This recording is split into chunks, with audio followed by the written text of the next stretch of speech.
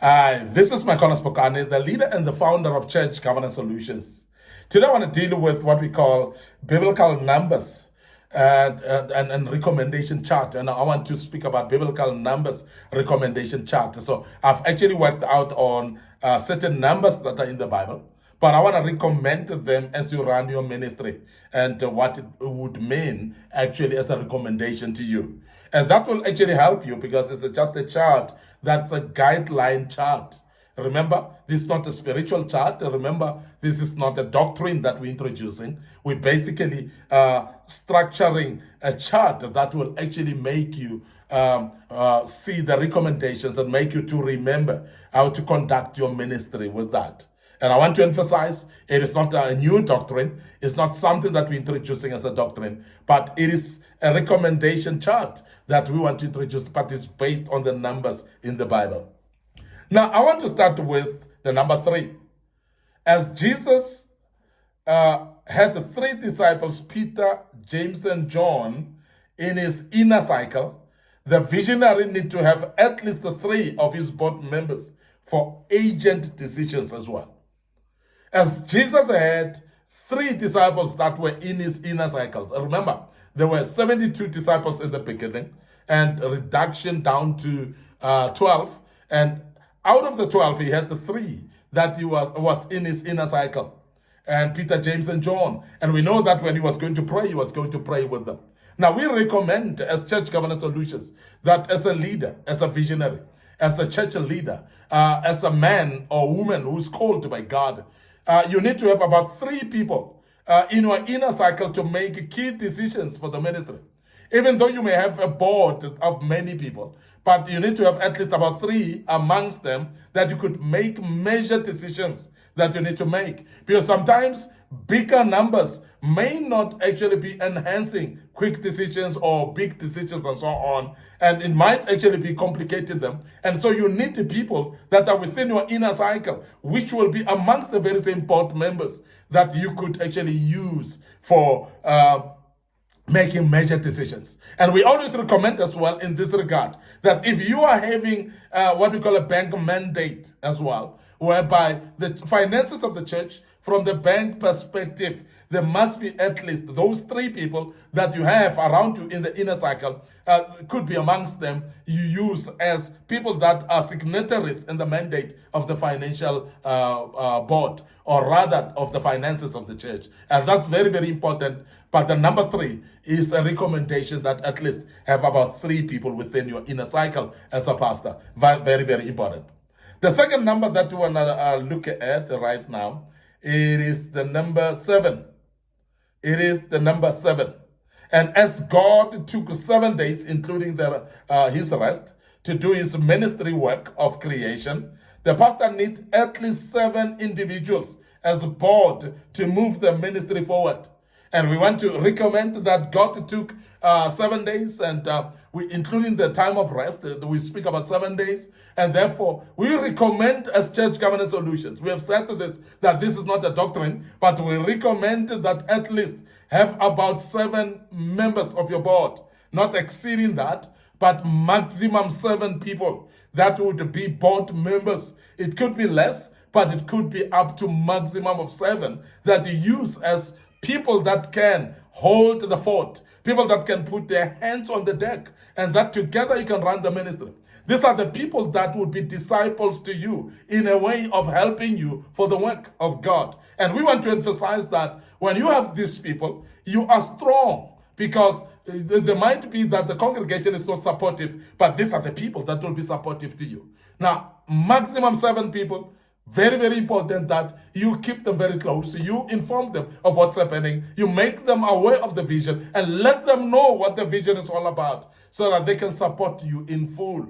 And this is very, very important that you know and make use of that as well.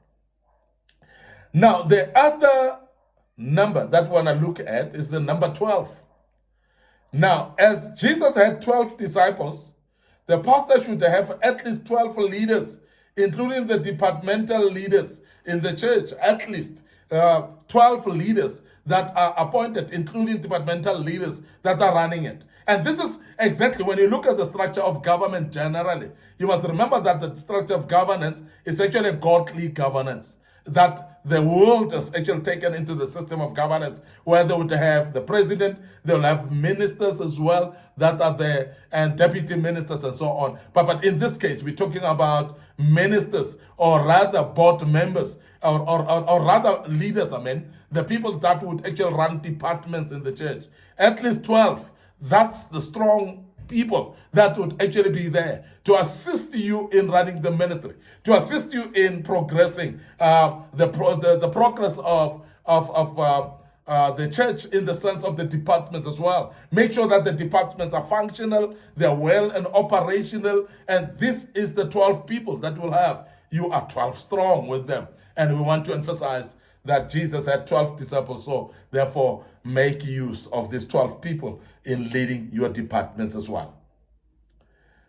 The number that we want to follow, that we want to deal with today, is number 40. And I want to introduce the number 40. Now, as Israelites took 40 years from Egypt to Canaan, it will take a ministry to have a minimum of 40 committed members to be effective driving the vision. Now, a minimum of 40 people, individuals that are fully committed. When we speak about the church that is growing, it's the church that is within that number of 40, at least 40 members that are fully committed, 40 members that are committed with their resources, financial resources, any other resource that they have. People that are committed to come and make sure that everything goes well with the church, at least 40. Now, when we say a church has grown and matured, is when you're having matured 40 people, at least 40 matured people. And I know many pastors would actually be looking at 100 and 200, 300 numbers and so on. I know numbers are very important, as we teach as well as Church Governance Solutions, that growth of the church speaks to numbers as well. The growth of the church speaks to finances. Growth of the church speaks actually to spiritual growth as well. But we want to emphasize that if you have 40 strong people that are matured, your church is good to go. And we want to emphasize that please make sure that you mature and teach people and at least get about 40 people that are matured and that are fully involved in the church. You are going to see great exploits there in that church. The other number that we want to speak about right now is the number 400. And we want to recommend with 400 to say it took 430 years or 430 years of slavery in Egypt. The church needs at least 400 committed members to easily fulfill the vision. Now, when you are actually having 400 members in a church that are fully committed, you can be called a mega church. According to Church Governance Solutions, you can be called a mega church. We talk about fully committed people. Because the rest of the people that will add up to that number, even though they may do nothing in that church, but 400 members that are fully involved, that are fully participating, that are fully committed to make sure that the church stands, that is a mega church, according to us as Church Governance Solutions. And we want to urge you that at least make sure that you push and make sure that people learn and develop, people mature spiritually. And if you get about 400 people, you are good to go as a pastor. And want to emphasize that 400 committed people can easily make it what we call a mega church. These are just CGS or Church Governance Solutions guidelines. I want to emphasize again, and they are definitely not cast in stone. And they're definitely not a doctrine. They're definitely not something new that we're introducing, but we were just recommending and making you aware that these numbers may actually work as guidelines for you. We want to end up here today. Your host, Micornus Phokane. I'm the leader and the founder of Church Governance Solutions. So remember, we're developing godly people by restoring godly order in the house of the orderly God. What we are making sure is we are dispelling confusion and disorder actually in the church of God, and we are restoring godly order back to this God who's orderly himself. But before we check out today, we want to make you aware of our social media platforms. Our Facebook page is Church Governance Solutions, and my personal Facebook page is Micornus Phokane. So please like those pages, follow us on them.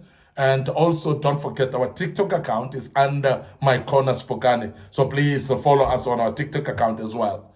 Our YouTube channel is under Young Men Empowerment Forum. I repeat, Young Men Empowerment Forum is our YouTube channel. So please subscribe to the YouTube channel. Click the notification button on it. We've got a lot of materials that were posted in the past, and we want to urge you to please follow us on this YouTube channel. But also share these platforms with your loved ones. Make sure you share them either on Facebook, on Facebook Messenger. Share them also on WhatsApp, maybe on an email. Different platforms that can share to your loved ones. And we believe that your loved ones would love to actually listen to this as well and learn and become better. And the good Lord will bless you as you do that. Now, I'm checking out right now until we meet again with another topic again. May the good Lord bless you. Allow me to say cheers for now.